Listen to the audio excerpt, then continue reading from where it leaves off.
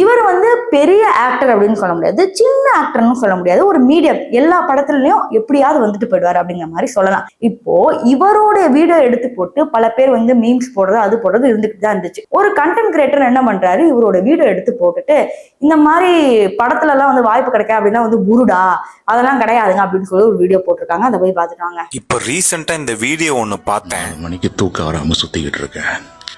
இப்ப படம் பேசுறவங்க எல்லாம் இன்ஸ்டால உங்களுக்கு எவ்வளவு ஃபாலோவர்ஸ் இருக்கு அதை பார்த்து தான் சம்பளமே பேசுறாங்க. இன்ஸ்டால ஃபாலோவர்ஸை வளர்க்குறதுக்கு என்கிட்ட தகுதி இல்லையே. தலைவா, உண்மையாவே சினிமால வாய்ப்புகளும் சம்பளமும் இதை வச்சுதான் சினிமால பேசுறாங்களா? What bro?